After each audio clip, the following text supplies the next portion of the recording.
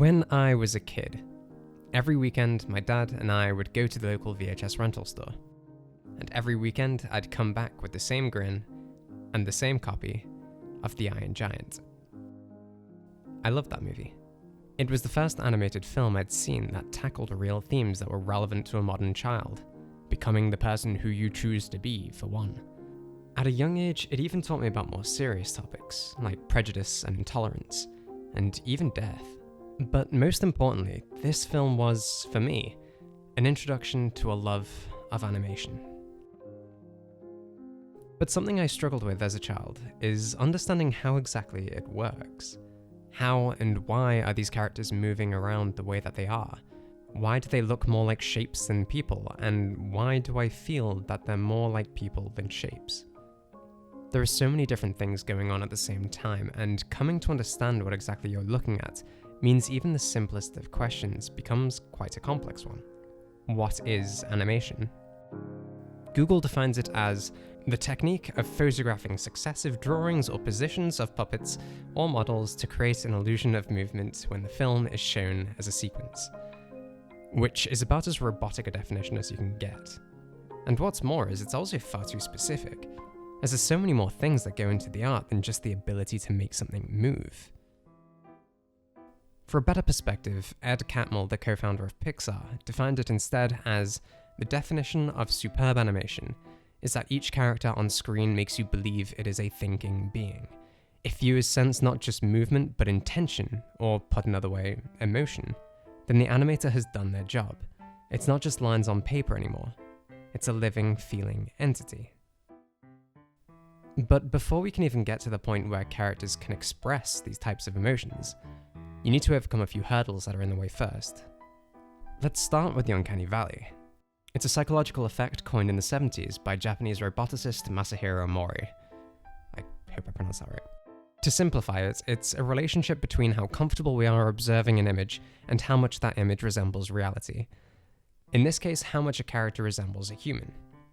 The uncanny valley name comes from this deviation here, where just as you're starting to get pretty close to looking natural, there's this point where, unless your image is almost indistinguishable from reality, it's suddenly going to get very uncomfortable to look at, and in some cases downright terrifying. This was originally, and still is, an issue when designing robots to look like humans, but it's actually a very transferable problem to animation. For example, think about the first Toy Story movie. The main characters themselves represent humans in a very minimal kind of way. They loosely have the same figure, but they're stylized in a way where they're obviously supposed to be seen as toys. They're comfortable to look at, and at a guess, they should appear on the graph around here. Now let's look instead to the actual human characters. It's a completely different story.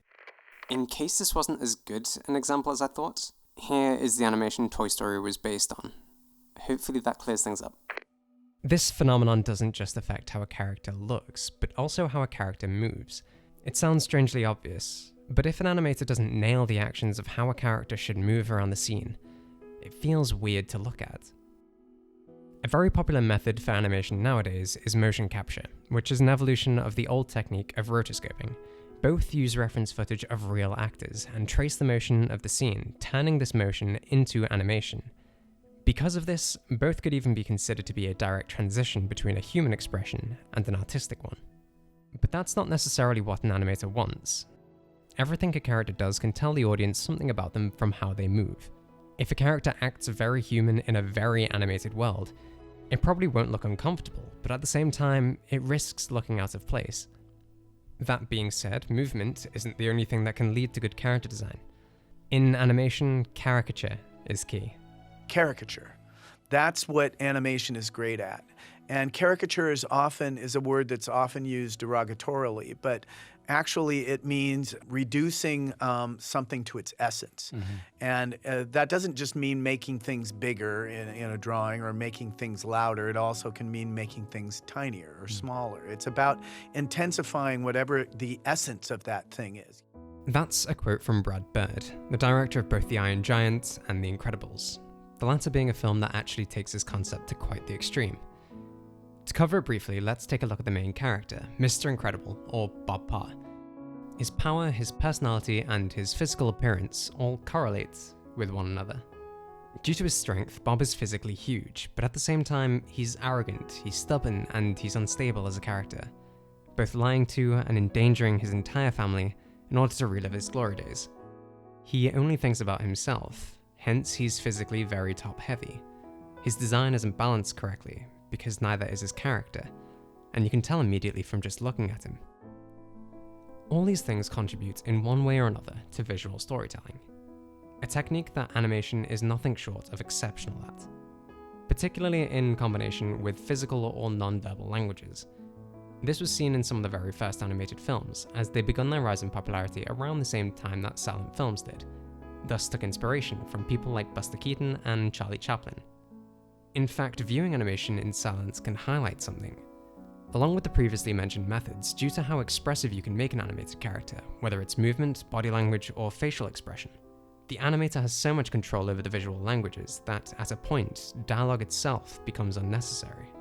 One of my mentors, whose work really always inspired me, was Chuck Jones, who was a great Warner Brothers cartoon director. He always said, John, great animation, you should turn the sound off and still be able to tell what's going on. It's my big mantra to all the filmmakers is like, how can we tell the story visually? When Pixar was first founded, 3 short films were released in the 2 years between 1986 and 1988. You might recognize a few from earlier. All 3 were directed by John Lasseter, with not a spoken word of dialogue between them. Luxo Jr. later became the logo for the company.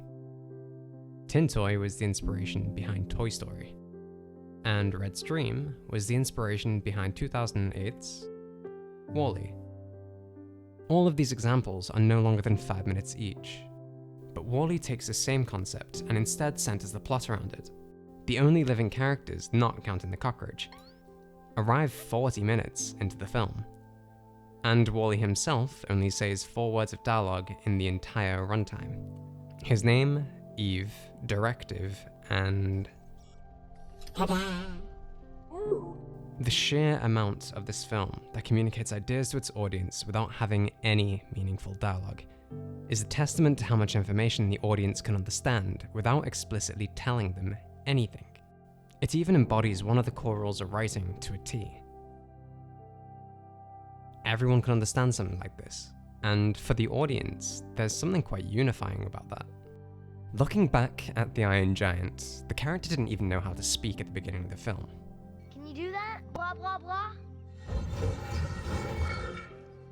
But the animators did something very similar to what WALL-E accomplished, taking something rigid and lifeless and making it expressive, human.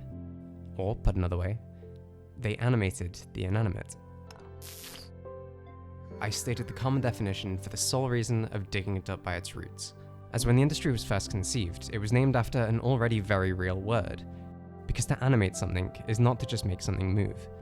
To animate is to give life. And the modern day practice of animation does just that, because the art of animation is to give art life. And that's why I love it.